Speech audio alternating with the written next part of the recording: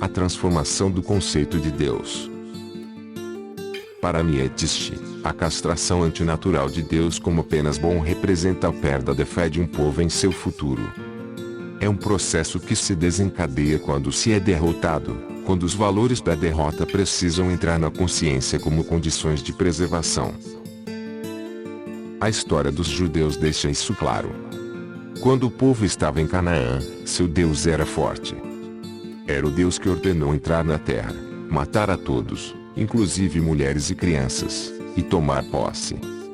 Muitos séculos depois, quando os judeus se encontravam em Livros na Babilônia, houve uma transformação. Aquele Deus antigo de guerra se tornou em um Deus bom, do amor, do perdão. Nietzsche afirma que não se pode chamar de evolução a transformação do Deus de Israel no Deus cristão. O Deus cristão é o Deus da decadência, o Deus dos fracos que não se reconhecem enquanto fracos, mas que se chamam de bons. Aquele que era o Deus de um povo, judeu, se tornou o Deus universal, cosmopolita. Este Deus se tornou democrata entre os deuses, mas não deixando nunca de ser judeu. Se tornou o Deus das esquinas. Seu reino, para Nietzsche, é como um hospital, um reino subterrâneo, um gueto reino.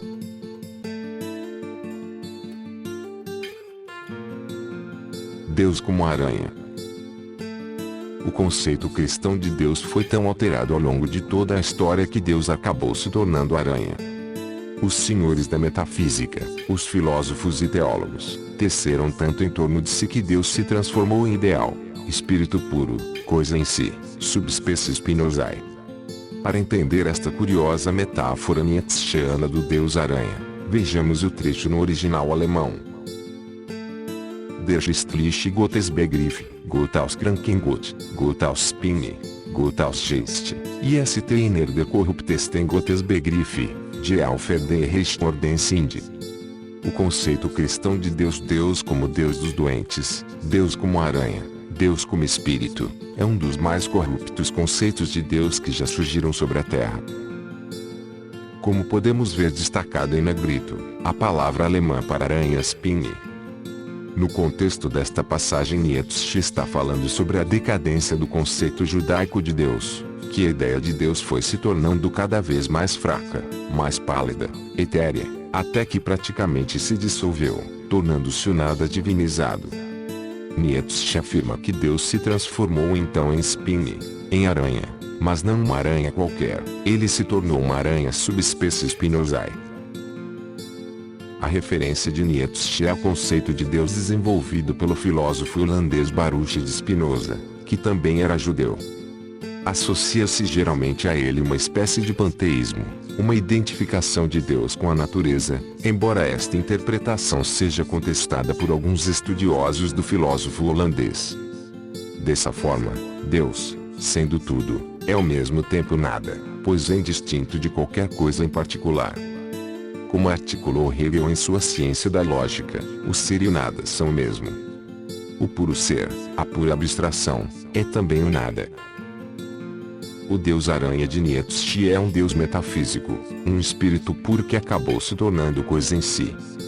Esta última referência é a Kant, embora seja importante ressaltar que, para o filósofo de Königsberg, Deus não é coisa em si, mas sim uma ideia da razão.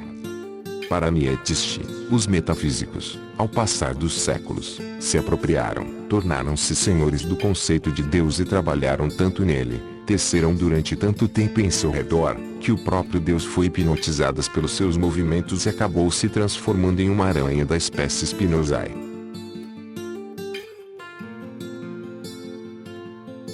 História do cristianismo. Nietzsche analisa o cristianismo como um desenvolvimento do judaísmo, como tendo nascido de seu solo e sendo sua continuação. Para mostrar esta linha de continuidade, ele inicia fazendo alguns apontamentos sobre a história dos judeus, que ele considera como o povo mais notável da história mundial.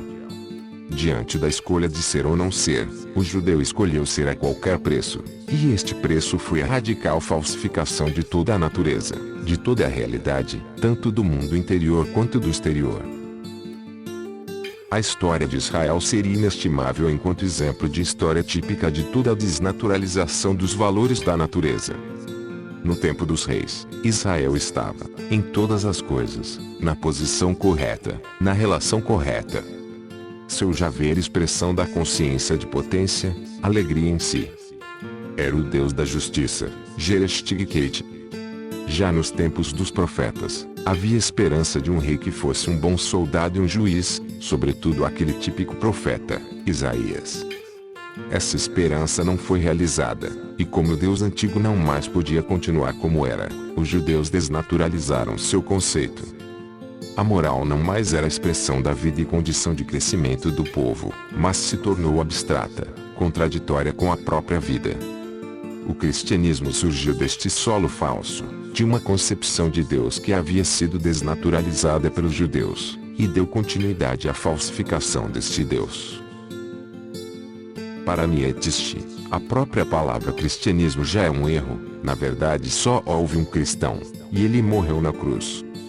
O próprio evangelho morreu na cruz, e o que desse momento em diante se chamou de evangelho foi, na verdade, o contrário dele, um desangelho. Muitos crentes pensam que ser cristão consiste em acreditar em certas doutrinas, em ter uma fé. Para Nietzsche, todavia, é um completo nonsense, uma grande bobagem achar que o simples acreditar em uma doutrina na salvação através de Cristo seria aquilo que define, Abzeichen, o cristão. Só a prática cristã, uma vida como a vida daquele que morreu na cruz é, de fato, cristã. Para Nietzsche, a vida cristã é um fazer, não uma crença. Transformar o cristianismo em um furo arautem, isso é, não tomar algo como verdadeiro, reduzi-lo a uma pura fenomenalidade de consciência, significa negar o cristianismo. Na verdade, não existe nenhum cristão. O cristão, ou o que tem sido chamado assim nos últimos 2000 anos, é apenas uma auto-incompreensão psicológica. O que tem sido chamado de fé sempre foi apenas um manto, uma cortina atrás da qual os instintos jogaram seu jogo, uma astúcia, uma esperteza Klugheit, cristã. A fé encobre que age-se sempre por instinto. Paulo, por exemplo, queria o poder, e por isso também os meios para isso. Sua finalidade e necessidade eram o poder, mas ele podia usar apenas conceitos, símbolos e doutrinas para tiranizar as massas, e criou algo que mais tarde seria tomada de empréstimo por Maomé para exercer a tirania sacerdotal, a fé na imortalidade, ou seja, a doutrina do juízo. O que Paulo levou a cabo com o cinismo lógico de um rabino foi apenas a continuidade do que começou com a morte do Redentor. O cristianismo é a arte de mentir santamente der Kunst, Elixulugen. O cristão é a última ratio da mentira, é 3 vezes judeu.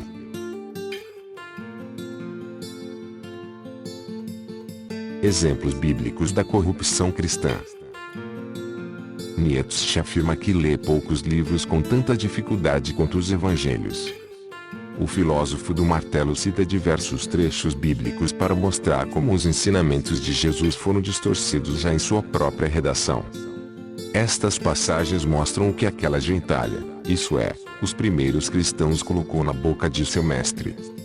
Ele chama os trechos abaixo, ironicamente, de confissões de almas belas. E se alguns vos não receberem e ouvirem, saí dali e sacudi o pó dos vossos pés, em testemunho contra eles.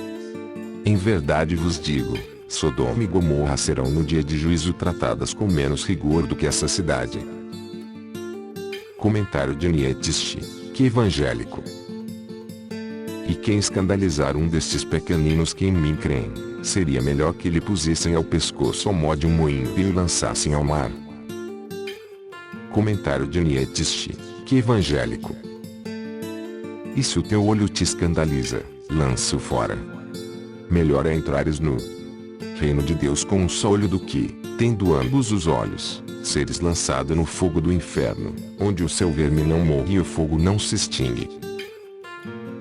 Comentário de Nietzsche, não é justamente do olho que se trata.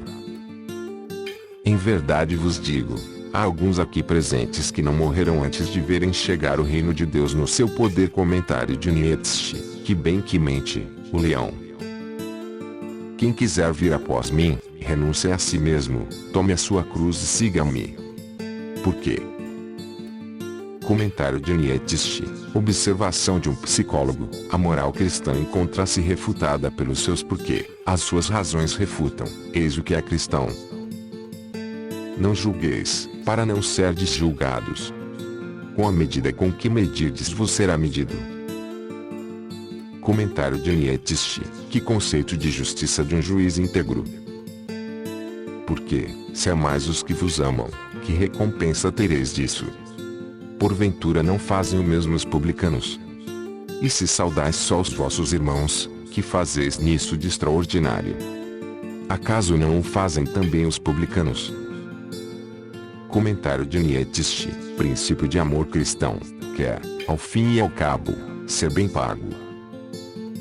Mas se não perdoardes aos homens as suas ofensas, também o Pai Celeste vos não perdoará as vossas. Comentário de Nietzsche. Muito comprometedor para o pai mencionado. Buscai primeiramente o reino de Deus e a sua justiça, e todas essas coisas vos serão dadas por acréscimo. Comentário de Nietzsche. Todas essas coisas, a saber, alimentos, vestuário, todas as necessidades da vida. Um erro, para sem pretensões nos expressarmos. Pouco antes, Deus surge como alfaiate, pelo menos em certos casos. Alegrai-vos então e exultai, pois vede, será grande no céu a vossa recompensa. Desse modo é que procediam os pais deles com os profetas. Comentário de Nietzsche. Canalha sem vergonha. Compara-se já aos profetas. Não sabeis que sois templo de Deus e que o Espírito de Deus habita em vós? Ora, se alguém maltrata o templo de Deus, Deus maltratá-lo-á. Porque o templo de Deus é sagrado, e tal templo sois vós. Comentário de Nietzsche. Não há desprezo bastante para coisas assim. Acaso não sabeis que os santos julgarão o mundo? E se é por vós que o mundo vai ser julgado, sereis então ineptos para julgar as coisas mínimas. Comentário de Nietzsche. Infelizmente, não é apenas o discurso de um louco internado. Este horrível impostor prossegue literalmente: não sabeis que julgaremos os anjos. Quanto mais os bens temporais. Não tornou Deus, por acaso, estulta a sabedoria deste mundo. Efetivamente, já que o mundo, com toda a sua sabedoria, não conheceu Deus nas obras da sabedoria divina, foi por meio da loucura da pregação que aprouve a Deus salvar os crentes. Não foram chamados muitos sábios segundo a carne, nem muitos poderosos, nem muitos nobres. Mas, pelo contrário, os que são loucos aos olhos do mundo é que Deus escolheu para confundir os sábios, e os que são fracos perante o mundo é que Deus escolheu para confundir os fortes. E os vis e desprezados pelo mundo é que Deus escolheu, em suma, as coisas que não existem, a fim de reduzir a nada as que existem. Para que nenhuma carne se possa gloriar diante de Deus. Comentário de Nietzsche. Para compreender esta passagem, um testemunho de primeiríssima ordem para a psicologia de toda a moral Tyndall, leia-se o primeiro ensaio da minha genealogia da moral. Aí realcei pela primeira vez a oposição entre uma moral e uma moral de Tyndall, nascida do ressentimento e da vingança impotente. Paulo foi o maior de todos os apóstolos da vingança. Nietzsche conclui que é preciso calçar luvas para ler o Novo Testamento, pois haveria ali apenas maus instintos, e todo e qualquer livro se tornaria limpo após sua leitura. Este Deus de Paulo é que Nietzsche nega, usando a fórmula latina Deus, qual em Paulus creavit, de negatio. Se alguém nos provasse este Deus cristão, afirma Nietzsche, acreditaríamos ainda menos nele.